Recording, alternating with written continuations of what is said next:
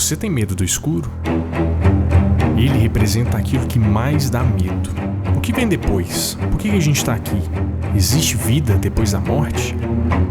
Para essas perguntas, só vemos o escuro, o nada, e isso dá muito medo. Dá até medo de buscar as respostas. Mas existem pessoas que escolhem acender a luz desse cômodo de incertezas. Pessoas que simplesmente não podem ter medo do escuro. Ou melhor, podem até ter medo, mas são corajosos o suficiente para enfrentá-los. Você conhece o casal Ed e Lorraine Warren? Talvez você tenha conhecido o nome deles por causa da Invocação do Mal, aquela série de filmes, ou então Annabelle. Ed e Lorraine são um casal de investigadores paranormais que atua na ficção, investigando principalmente casos nos Estados Unidos e na Inglaterra. Mas o trabalho deles não ficou restrito ao cinema, e nem tudo que está nos filmes é de verdade. Os casos vão muito além. In reality, he aged within a few weeks to death. Fomos conversar com Chris McKinnel, que é neto do casal Warren e carrega o legado de seus avós com a investigação paranormal. E fomos perguntar para ele, será que o mal realmente existe? A possessão demoníaca realmente acontece? Qual que é a verdade por trás dos casos famosos? Hoje nós vamos acender essa luz juntos no Nerd Doc Investigação Paranormal na Horror Expo 2020.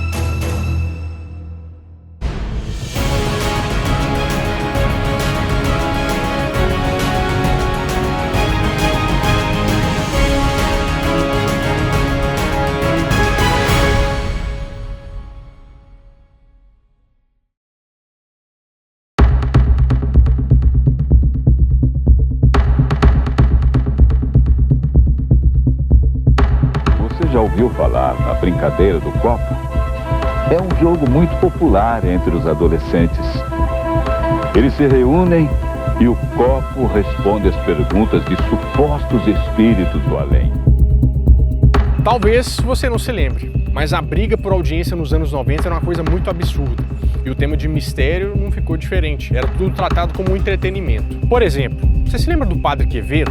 O Padre Quevedo acabou se tornando um personagem da cultura pop brasileira. Você sempre lembra dele em alguma coisa como um programa que ele tinha no Fantástico, ou aquelas discussões intermináveis que ele tinha com o Henrique Cristo. Mas na verdade, o Oscar Gonzalez Quevedo Bruzan, o Padre Quevedo, era um dos nomes mais conceituados no mundo da parapsicologia. Ele vendeu livros que foram traduzidos para várias línguas e ele era formado em teologia e filosofia. Mas por que uma pessoa tão importante se sujeitava a participar desses programas? Era para mostrar que as pessoas não estavam sozinhas. Mas a televisão sempre dá um jeito de subverter esse objetivo. Mas como é que será que as coisas acontecem no mundo real, fora das câmeras?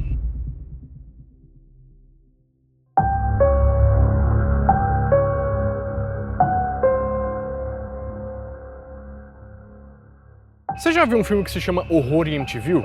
É bem provável que sim, porque esse foi um tema explorado à exaustão tanto em filmes quanto em livros, e é baseado em uma história real. MTV fica em Nova York, nos Estados Unidos, no número 112 da Avenida Ocean Drive. Nesse endereço morava uma família de origem italiana, a família DeFeo.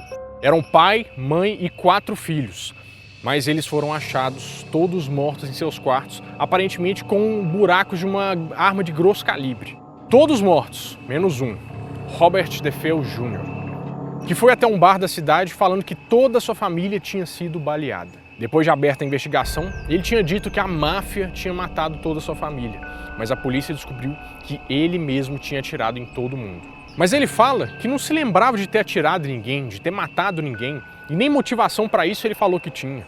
Ele só se lembra de, naquela casa, ter uma voz falando dentro da cabeça dele. Foi um caso que marcou a MTV. A imprensa toda fez uma cobertura grande na época, mas nada de sobrenatural até o momento. Mas um ano depois, em 1975, essa casa, que ficava na beira de um lago, que nem esse aqui, foi posta à venda.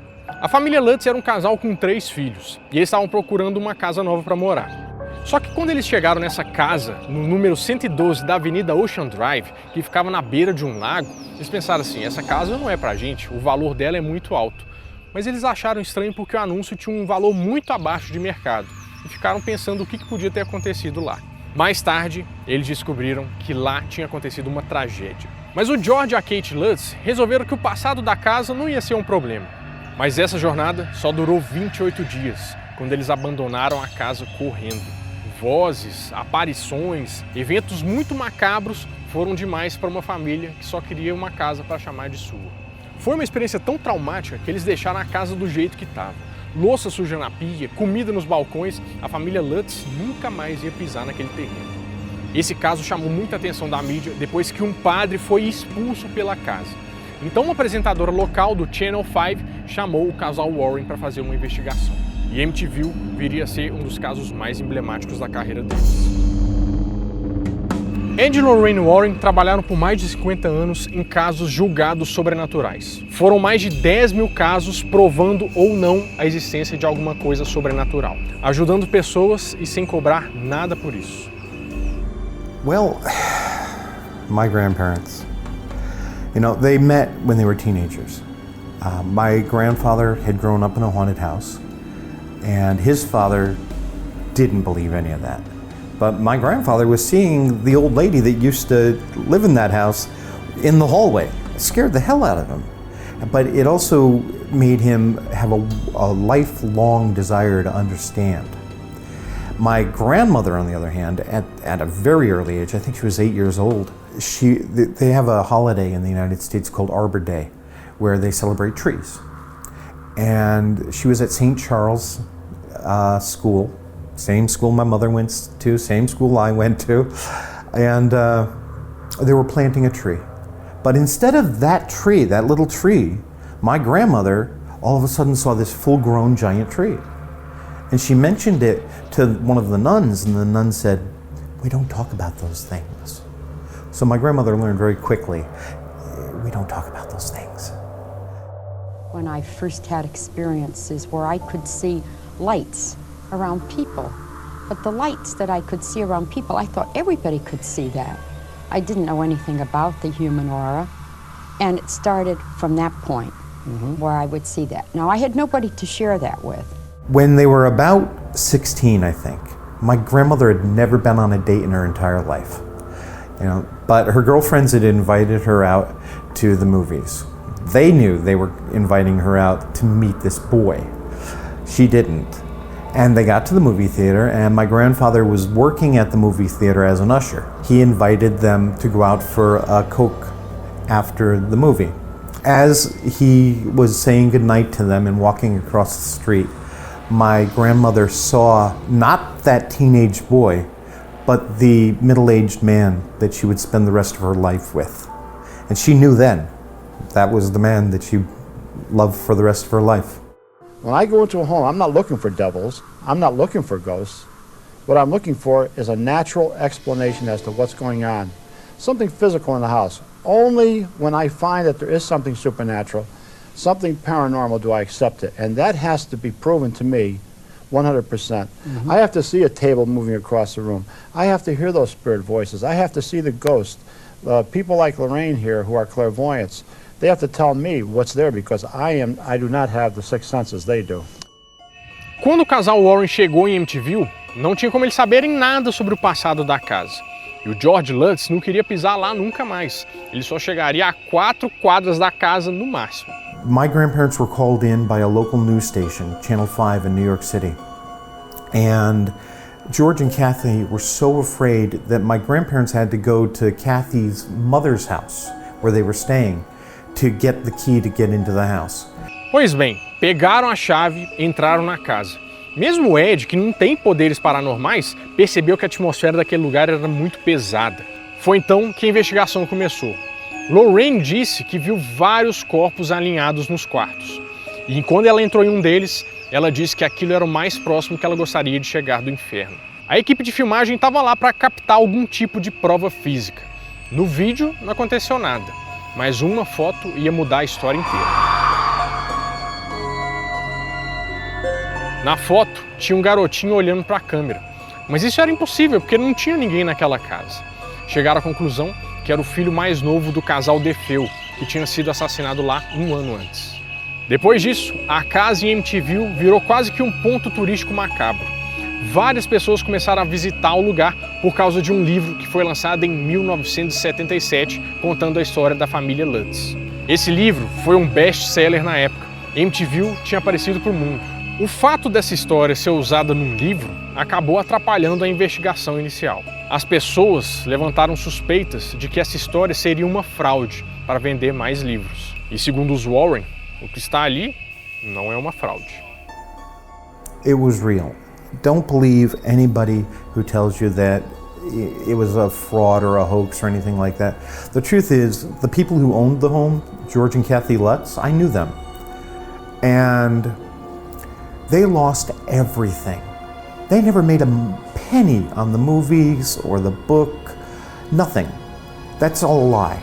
And the only thing George Lutz wanted from that house was the deed so that he could sell the house. They left coin collections, they left a gun collection, they left everything. They were only in there for a month, and they lost it all.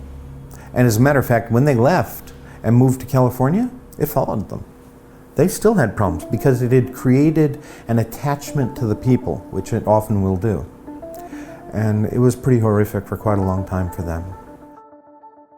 Mas o que faz uma pessoa entrar nesse mundo? Investigar, estudar, se doar? Uma pessoa decide começar a investigar o mundo paranormal ou ela é chamada a isso? My complete name is Christopher Edward McKinnel. I'm named after my grandfather, Edward Warren. And I run the international network known as the Warren Legacy Foundation for Paranormal Research. This is a group of dedicated people all around the world who volunteer their services to help when somebody gets in trouble with the paranormal. We don't charge for our services, and we're constantly expanding. Our job is to educate the public, to educate the next generation of paranormal researchers, and of course to help people in trouble. I started so early, I don't know that I ever had a choice. By the time I was 12 years old, I was searching for God, trying to understand God and going to different religions and studying with them. I started out Catholic, but went to the Mormons, Jehovah's Witnesses, Zen Buddhism, Judaism, Mohammedanism, anything I could get a hold of, trying to learn. By the time I was 16, even before that, I was going on lecture tours with my grandparents and meeting people, like for instance, I think I was 14 years old, and we met one of the three priests who actually performed the true exorcism that the movie The Exorcist is based on. But by the time I was 16, I went on my first case with my grandfather. My grandmother didn't come that night, but it was one of these over-the-top Hollywood poltergeist type of experiences. We were met by the husband and wife outside the house. They were afraid to go in without us. And much of the heavy furniture had been removed already because the refrigerator had flown across the room and the table had flown across the room. It was a horrific case. As we entered, you could hear loud pounding noises in the walls. I mean, this was a standalone home, and you were hearing something like, sounded like a fist this big, slamming the wall, and growling noises coming out of the wall, and scratching and clawing. Now, we're not talking like rats. We're talking like werewolf. And up until that night, I had been afraid of the dark. I was terrified of this stuff. I grew up with my grandparents. I didn't want to know this stuff. But we got to the top of the stairs, and the crucifix in the bathroom was upside down. I mean, this was stereotypically over the top. And my grandfather had me sit in the master bedroom in the dark and wait for something to happen by myself. And so for an hour, I'm sitting there listening to this pounding and clawing and whispering and growling, while they're downstairs with Holy Church incense in a pot, and they're trying to stir things up so that it will reveal itself so they know what they're dealing with. And every time they try to bring it up the stairs, the incense goes out. That's not normal. When church incense like that is lit, it stays lit. And they tried 3 or 4 times and went out every single time they tried to come up the stairs. Eventually, I went downstairs, and at 3 o'clock in the morning, all hell broke loose. We were on a radio station on the phone. It was my grandfather and the lady were sitting off to one side on a couch. I was in a recliner, a chair, in one corner. Upstairs was another researcher with the husband, and they were on a phone. At 3 o'clock, 2 hulking black shapes came down the stairs and stood on the landing at the bottom of the stairs. And you couldn't make out eyes or anything, but you knew they were looking at you. And people on the radio call were calling in and saying, it's getting very cold. We could feel something awful happening. And yeah. And I'm sitting there quietly with the phone in one hand, a crucifix in the other hand, and I'm saying under my breath, by the power of Jesus Christ, I command you to be gone. By the power of Jesus Christ, I command you to be gone. And the woman screams, and she says her face is on fire, and my grandfather turns the flashlight on her face, and on the left side of her face, there are 3 claw marks and blood dripping down her cheek. And then that pot that had the Holy Church incense in it came out of the kitchen, flew around the corner, and straight at my head.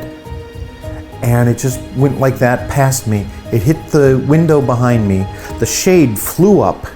The pot crumpled, but the window didn't break. The woman was screaming she wanted to get out of there. It's 3:15 in the morning now. And so I go to the front door, and the front door's locked. It hadn't been locked. We'd been in and out of there all evening. But the door's locked, and the lights are going on and off, on and off. That chair that I had just been sitting in flipped over and flew halfway across the room, and then the door opened by itself. And we left my grandfather sitting alone in the living room on the radio and we went outside. One of us got sick. I don't remember which of us it was, but that was my first night on a case. A maioria dos filmes de terror, principalmente aqueles baseados em histórias reais, mostram que as pessoas são possuídas por um tipo de espírito maligno ou alguma coisa assim. Mas será que a possessão demoníaca é realmente alguma coisa tão trivial assim? It's sort of like the police department of the supernatural world. We find out what's going in there and then we try to rectify it. If it's a human spirit who's causing the problem, this is easy to take care of. Mm-hmm. If it's something inhuman, something diabolical, then we have to go in for the big guns. We have to go. Possession is incredibly rare. Incredibly rare. It isn't like Hollywood in that way. I have only personally run into 5 confirmed possession cases where I had to get involved. Only 5. And out of 40 years. So it isn't like Hollywood in that manner. Oppression is far more common, where that person starts to have a change of personality and they are becoming violent perhaps or suicidal. That's very common. That's far more common. That's the progression. It starts with an exterior phenomena, which we call infestation, and then oppression, where it starts to work on you, and then finally, maybe, rarely, possession. Dos exorcismos mais famosos foi do Maurice Theriault. Maurice era uma pessoa muito simples, que não sabia ler nem escrever. Ele sempre trabalhou numa fazenda e morou no estado de Massachusetts. Maurice sempre foi uma pessoa muito doce, tanto com seus familiares quanto com seus amigos. Mas eles perceberam que o comportamento dele tinha mudado um pouco. Ele se tornou uma pessoa muito violenta. Vezes por outras, ele começava a chorar sangue e começava também a falar em umas línguas muito estranhas. O casal Warren foi chamado para ajudar nesse caso.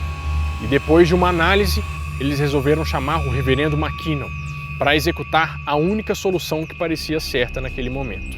Um exorcismo, que foi captado em filmagens e mostra reações perturbadoras. Mas será que isso acontece que nem nos filmes de Hollywood? Como é que é um exorcismo de verdade? The first Exorcist movie is pretty good. It really is. The pea soup and the head spinning around, not so real. But the rest of it, yeah, that's a real exorcism. Maurice Theriault, on tape, his head cracks open and his skin takes on a scaly, snake-like appearance, and his eyes have slits. Now, in reality, being there, We didn't see any of that. We did see him drooling blood and crying tears of blood and the pain he was in. All of that we saw. But the psychic manifestation was on film. These things will know things they shouldn't know. They'll speak languages the person doesn't know. For instance, Maurice again. On his back, in blood, carved into his back, were French words that his family didn't speak French. But when they read it to him, and remember he was illiterate, he couldn't read or write. When they read it to him, he was able to translate it. So these are things that shouldn't be possible for an ordinary person. And this is one of the ways we can tell that what we're dealing with is not a human manifestation. Depois do exorcismo, Maurice se sentiu muito melhor. E a sua esposa confirma isso. O comportamento mudou da água para o vinho. Algum tempo depois, as coisas começam a piorar de novo. Maurice começa a ficar muito mais violento e volta a chorar sangue. Ele tenta atacar a esposa. Em um último ato desesperado, aparentemente brigando com ele mesmo, tira a própria vida. Durante o exorcismo, várias testemunhas falaram que cruzes começaram a aparecer sob a pele do Maurice. O que me leva a pensar, qual que é o papel dos itens religiosos nessa intervenção espiritual? Qual a importância da fé nesse processo? Here's the thing. Every religion, every great religion in the world has exorcism rites. Objects and words, ritual, all focus your intention. And that's what it's really about. Focusing your faith and your intention through these things. So if holy water and crucifixes fill you with that power of God, and your faith is strengthened by having those, then absolutely they work. But if you're Jewish and you pull out a crucifix, it's really useless because you don't have any faith in it. It is all a focus for your faith.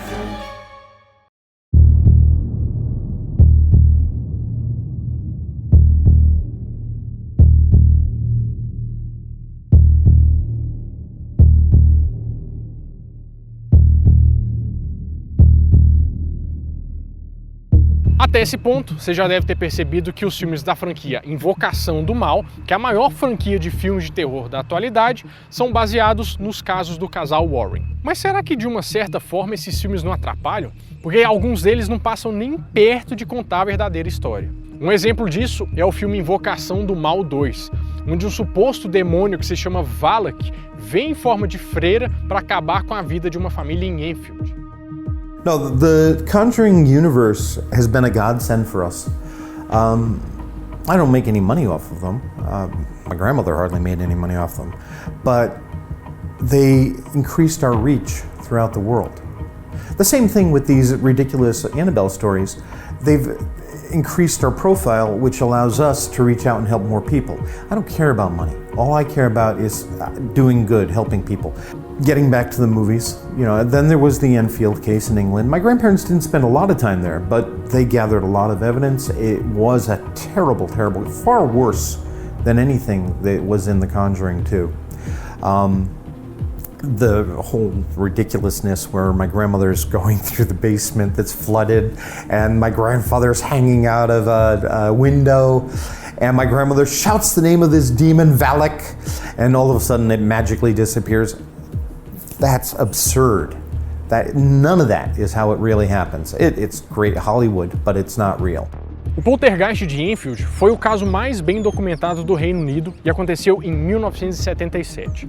A família Hodgson começou a ouvir vozes, barulhos pela casa e até móveis começaram a se mexer. A primeira medida foi chamar a polícia e até eles viram uma cadeira se arrastar sozinha. It came off the floor, or maybe a half inch, I should say, and I saw it slide off to the right, about 3.5 to 4 feet before it came to rest.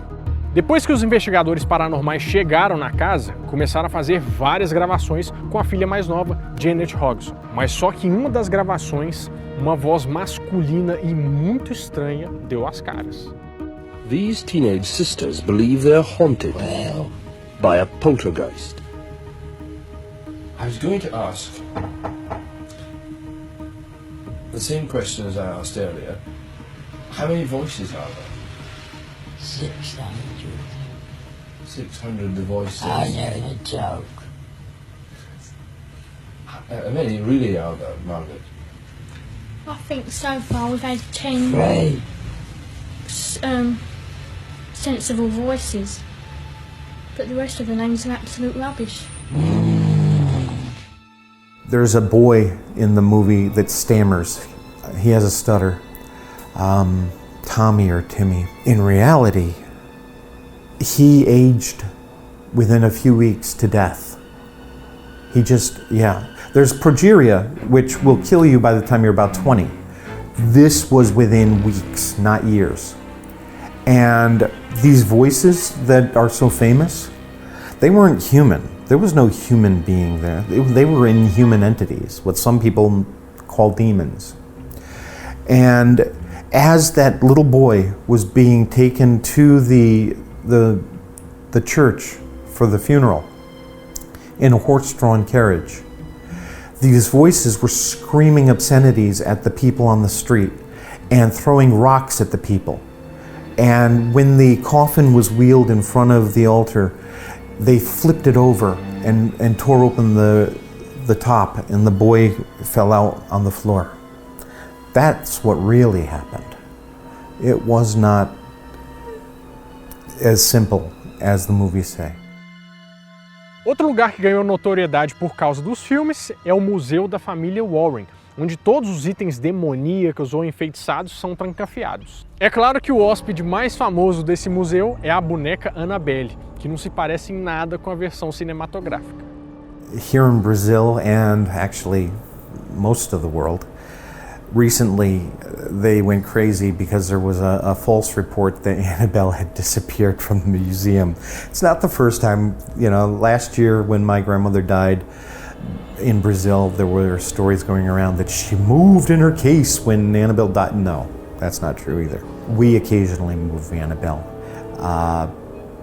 because we take it to special events, but we have to have it in a special case with blessed items around it and prayers and blessed salt, and so you don't get hurt, But all of the other stuff, that's ridiculous. The Annabelle movies are fun. They're kind of scary.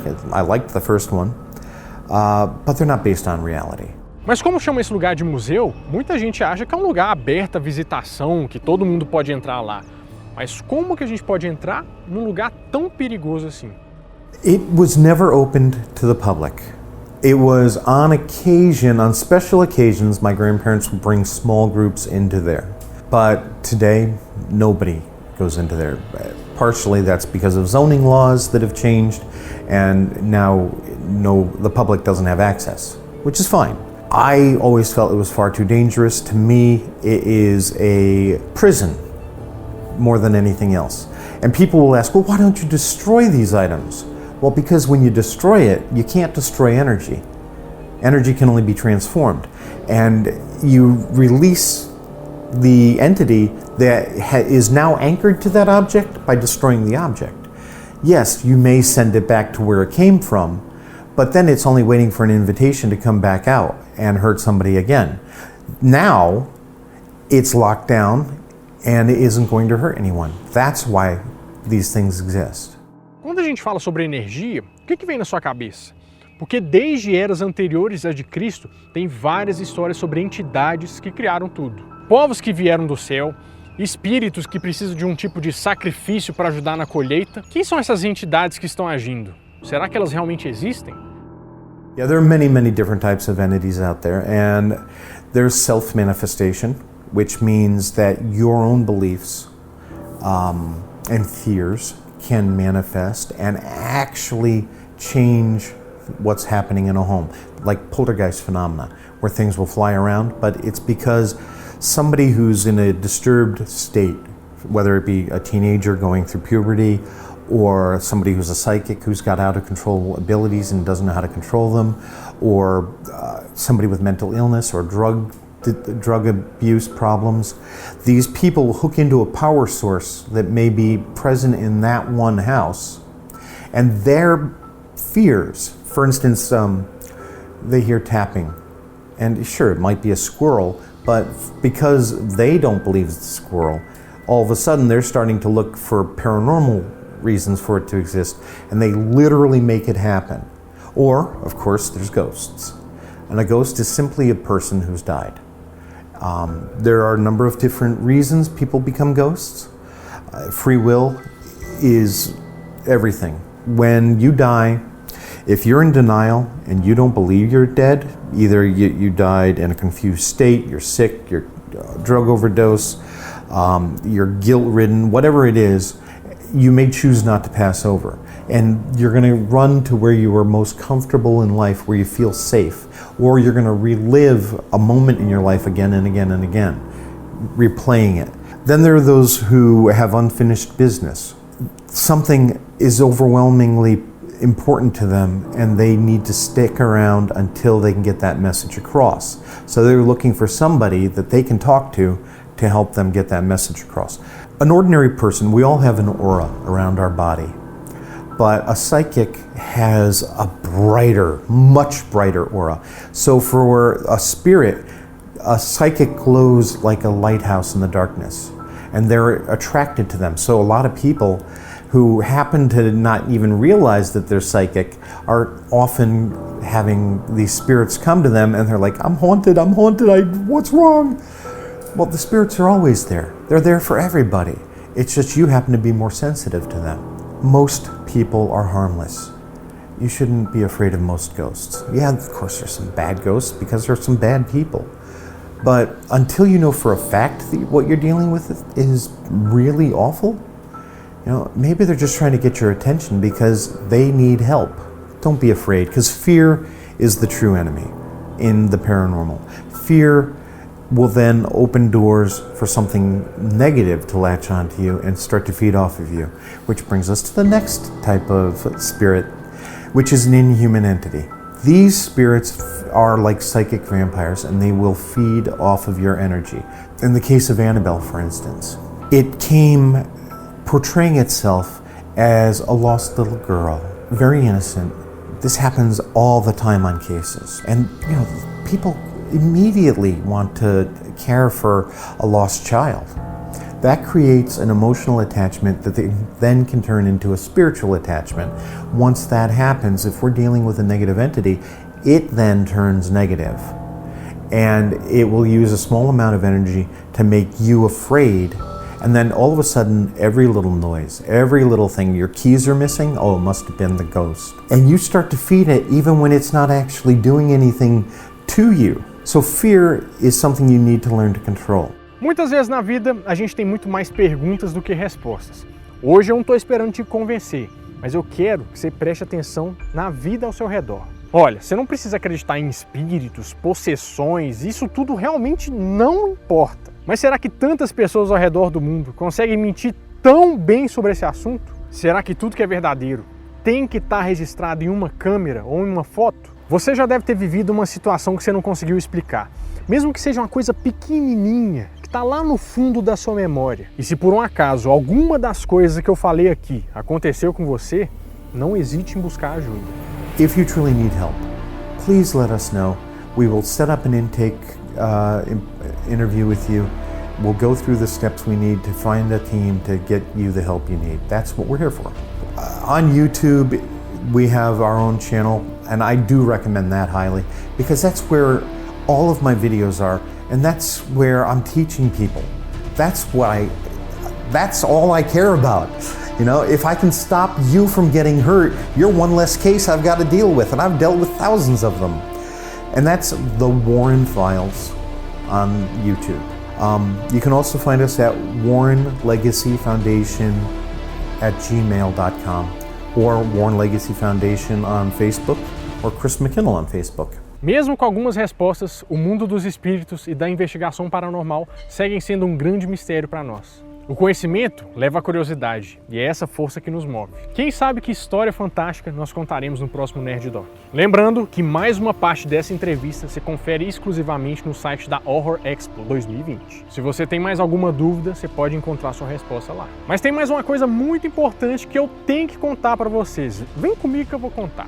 Então, gente, esse é o último Nerd Doc desse ano e eu queria agradecer demais a todos vocês que acompanham a gente nessa jornada. Porque o Nerd Doc, na verdade, é um grande sonho que eu tenho desde pequeno. Não só do Nerd Doc, mas de fazer filme, documentário, trabalhar com audiovisual. Eu nunca entrei no YouTube por causa de dinheiro, de fama, de número. Isso, pra mim, nada é a mesma coisa. Eu entrei para colocar as minhas ideias em algum lugar. Algum lugar que as ideias pudessem ser sonhadas com outras pessoas. O Nerd Doc é um projeto que eu ouvi muitas vezes o pessoal falando que não valia a pena, mas a gente provou que com muito carinho, dedicação e trabalho, com uma câmera, a gente consegue fazer uma produção muito boa. Mas infelizmente, às vezes os sonhos são limitados pelos custos, e os custos não são poucos. Chegou em um ponto que eu tentei arranjar patrocínios para o Nerd Doc, mas eu fiquei pensando e eu acho que vocês concordam comigo. Até que ponto vale eu colocar um patrocínio que pode descaracterizar a nossa proposta, o nosso projeto, aquela coisa que a gente realmente quer fazer, onde eles vão colocar a mão? Isso me preocupa demais. O patrocínio é sempre muito bem-vindo, mas tem que casar com a proposta, tem que ser uma coisa que a gente realmente acredita, alguma coisa que vai fazer bem para você, que fez bem para mim. Então não pode ser qualquer coisa que vai entrar aqui no nosso Nerd Doc, no projeto que a gente tem tanto carinho. É por isso que eu resolvi pedir ajuda a vocês, porque vocês vão sonhar junto comigo. Muitas vezes vocês me perguntam quando vai ter outro Nerd Doc, quando vem outro Nerd Doc. A verdade é que eu nunca sei, porque depende muito dos custos que isso vai ter pra gente. Eu sei que se a gente fizer isso junto, a gente vai fazer um projeto assim, daqueles, sabe? Então é por isso que a partir desse momento está liberada a campanha de financiamento coletivo da temporada 2021 do Nerd Doc. Esse financiamento vai ser feito no Catarse. O Catarse é um site totalmente confiável que está no Brasil aqui desde 2011, dando abrigo a vários projetos das mais diversas formas. E lá você vai ter a oportunidade de apoiar o nosso projeto, de fazer uma temporada de 5 episódios andando por todo o Brasil. O seu apoio vai ajudar a gente a cobrir os custos de produção do Nerd Doc. E tem mais, quem apoia o projeto tem direito a recompensas assim, supimpas, eu diria. E vocês vão ver que são umas recompensas incríveis, que eu escolhi a dedo, eu escolhi o material, eu escolhi tudo, porque eu quero que seja um negócio de qualidade para vocês, tudo com a cara do Nerd Doc, vocês vão se sentir no meio dessa produção. Uma dessas recompensas é o livro de fotos da produção dessa temporada do Nerd Doc. Um livro muito bonito, de capa dura, muito bem encadernado, com várias fotos das paisagens que a gente passou, curiosidades sobre o projeto, inclusive os bastidores disso. Eu tenho certeza que vocês vão gostar bastante. Esse é um projeto tudo ou nada. A gente tem 40 dias para atingir a meta. Mas se a gente não conseguir, não se preocupe, porque o seu dinheiro volta para você, não tem problema nenhum. Então, gente, se vocês consideram que o Nerd Doc é um projeto legal, que é uma coisa que vocês acreditam junto comigo, considere apoiar esse projeto que vocês não vão se arrepender. Então eu vou deixar o link do projeto na descrição desse vídeo. Se você tiver qualquer dúvida, lá tem todas as explicações, como nós vamos gastar o dinheiro, todas as recompensas e não se esqueçam, um sonho que se sonha só, a gente sonha sozinho, mas um sonho que a gente sonha junto, acontece e vira realidade. Eu sei que a comunidade do Nerd Show é incrível e vocês não vão me deixar na mão nessa. A gente vai conseguir bater essa meta, nós vamos fazer um projeto incrível.